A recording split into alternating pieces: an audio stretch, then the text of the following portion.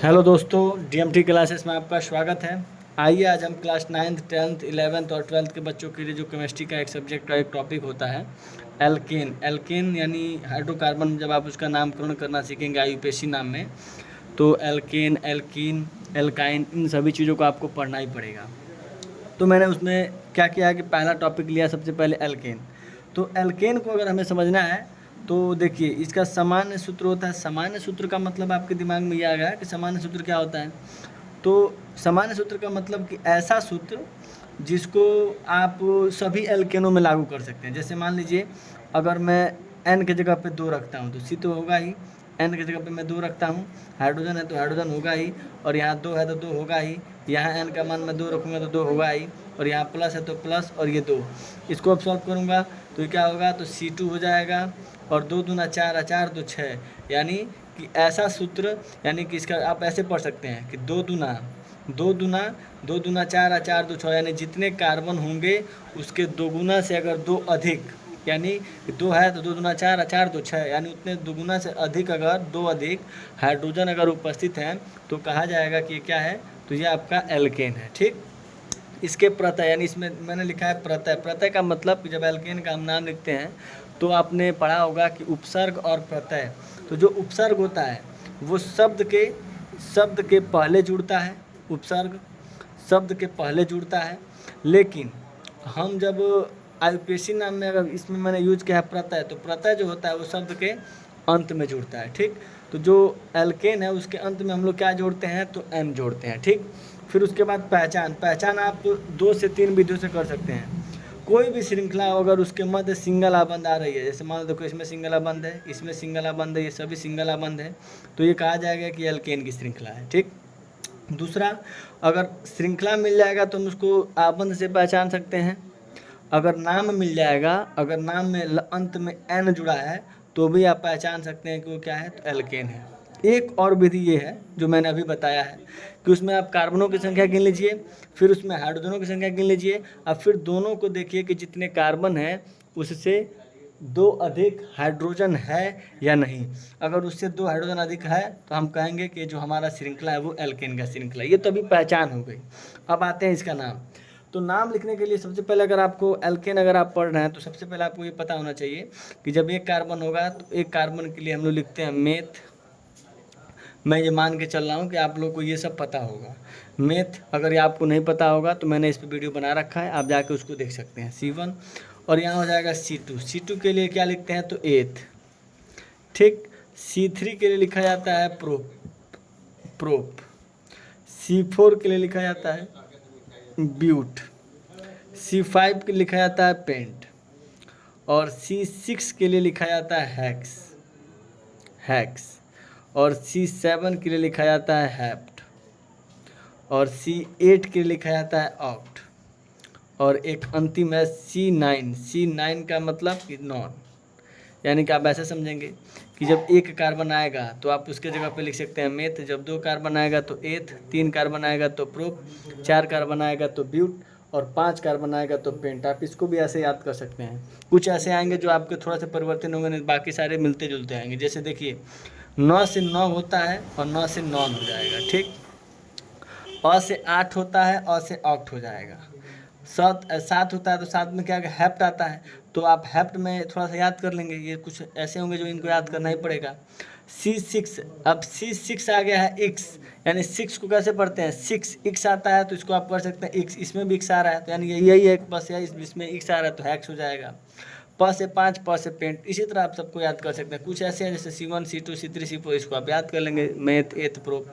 जैसे हम मान लीजिए हम इसका नाम लिखना है, तो सबसे पहले इसका नाम लिखना है, तो इसमें कार्बन कितने हैं, तो 1 2 और 3 कार्बन है, तो 3 कार्बन है तो उनको नाम कैसे लिखेंगे, तो 3 के लिए क्या लिखा जाएगा, तो 3 के लिए लिखा जाएगा प्रोप। तो 3 के लिए आप लिख लेंगे प्रोप, और इसके नाम में हम क्या जोड़ेंगे, एन, क्योंकि एल्केन है तो इसके नाम में एन जुड़ा होगा तो ए और न। अब मैं ए इस पर क्यों जोड़ा हूँ, क्योंकि जो स्वर होते हैं वो जाके किस पे जुड़ते हैं, व्यंजन पे। आप ऐसे भी देख सकते हैं, प्रोप आप प्लस एन, तो प्रोप तो होगा ही, बस ये एन जो होगा ये ए, ये क्या होगा, इस प पे आके जुड़ेगा तो बनाएगा पे, और ये हो जाएगा ना, यानी प्रोपेन। आप इसको इंग्लिश में कैसे लिखेंगे, तो इंग्लिश में लिखेंगे प्रोप, और इसमें क्या जोड़ते हैं, एन को हम ANE बोलते हैं। तो ये प्रोप आपने लिख ही दिया, बस जोड़ेंगे ANE, ये हो जाएगा आपका प्रोपेन। ठीक, आ गया ये। उसके बाद से अब हम इसका जब श्रृंखलाकरण करेंगे तो संख्याकरण में 1 2 3 4 आपने गेम खेला होगा कि बिना पेन उठाए आपको यहाँ से यहाँ पहुँचना है। जैसे इसमें कुल कार्बनों की संख्या कितनी है, तो 1 2 3 4 5 है, लेकिन हम श्रृंखला कैसे कैसे गिन सकते हैं, तो 1 2 3 4, 1 2 3 4, या 1 2 3 4। अगर हम ऐसे आएँ ऊपर जाएंगे तो भी 4, सीधे जाएंगे तो भी 4, यहाँ से हम इधर जाएंगे तो भी 4, और ऐसे आएंगे तो भी 4, यानी कुल मिला जुला के 4 कार्बन की श्रृंखला मिलेगी।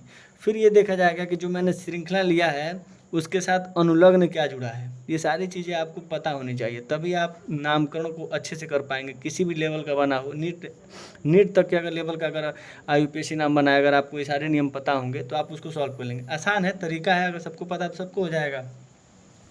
तो उसमें क्या होगा, अनुलग्न का मतलब आप ये देखेंगे कि कार्बन, हाइड्रोजन और सिंगल आबंध को छोड़कर जो भी चीज़ें आगे बीच में जुड़ेंगी उन्हें हम अनुलग्न कहेंगे। तो मैंने जब ये श्रृंखला लिया है तो इन कार्बनों को, तो मैंने मान लो ये सीधी श्रृंखला मैंने ले ली। जब मैंने सीधी श्रृंखला ले ली तो उसके बाद क्या बच गया, तो ये बच गया। अगर मैं इसको ले लेता हूँ तो ये बच जाएगा। ठीक, अगर मैं इधर से आता हूँ इधर लेके लेता हूँ तो ये बच जाएगा, यानी हर बार एक बचेगा। लेकिन इसमें कोई श्रृंखला बचा ही नहीं था तो मैंने यहाँ नियम नहीं समझाया, लेकिन अब यहाँ आया है तो समझाएंगे। यहाँ भी आएगा, यहाँ भी आएगा और यहाँ भी आएगा। यानी यहाँ पे क्या आएगा, तो अनुलग्न। अनुलग्न का मतलब क्रियात्मक समूह जो होते हैं वो बचते हैं। तो मैंने मान लीजिए मैं यहाँ से गिनता हूँ तो 1, ये हो जाएगा 2, तो ये दूसरे पे आ जाएगा।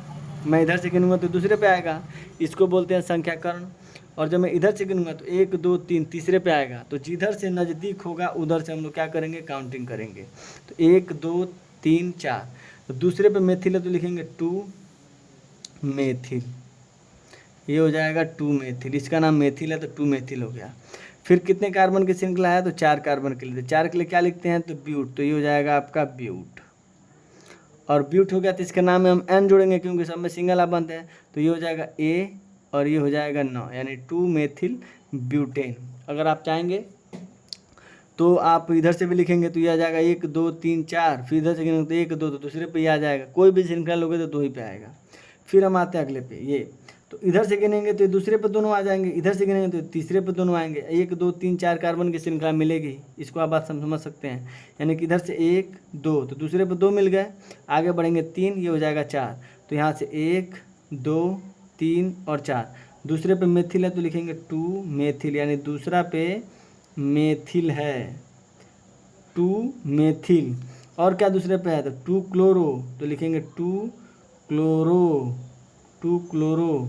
उसके बाद कितने कार्बन की श्रृंखला, 4, तो 4 के लिए अभी बताया गया, क्या लिखेंगे, ब्यूट। नाम में क्या जोड़ेंगे, N, तो ये हो जाएगा 2 मेथिल 2 क्लोरो ब्यूटेन।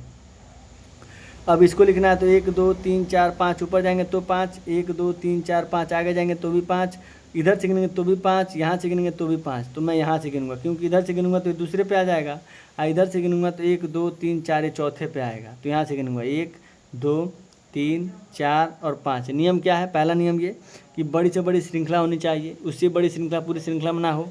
फिर दूसरा, हम उधर से संख्याकरण करेंगे। संख्याकरण का मतलब है गिनती उधर से लिखेंगे जिधर से अनुलग्न नज़दीक होगा। मैंने अभी अनुलग्न को क्या बताया है कि कार्बन, हाइड्रोजन और सिंगल आबंध के छोड़ के जो भी चीज़ें आके बीच में जुटेंगी कहीं भी, तो उसे हम लोग बोलेंगे अनुलग्न। फिर उसके बाद से तो यहाँ पर 2 मेथिल है तो लिखेंगे 2 मेथिल, यानी कि दूसरे पे मेथिल जुड़ा है।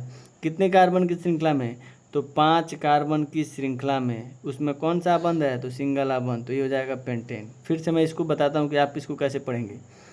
2 मेथिल पेंटेन, पेंट का मतलब कि 5 कार्बन होने चाहिए, N का मतलब सब में सिंगल आबंध होने चाहिए, 2 का मतलब कि दूसरा पे क्या है, तो मेथिल है। बस ऐसे ऐसे रिलेट करके आप पढ़ सकते हैं। अगर वीडियो अच्छा लगता हो तो दोस्तों में शेयर कीजिएगा और कमेंट बॉक्स में ज़रूर बताइएगा कि आपको किस टॉपिक से और आगे मैं किस टॉपिक पे वीडियो बनाऊं, जिससे कि आपको वो चीज़ें समझ में ना आती हो तो मैं अपना 100% देके उस चीज़ को आपको समझाने की कोशिश करूँगा। धन्यवाद।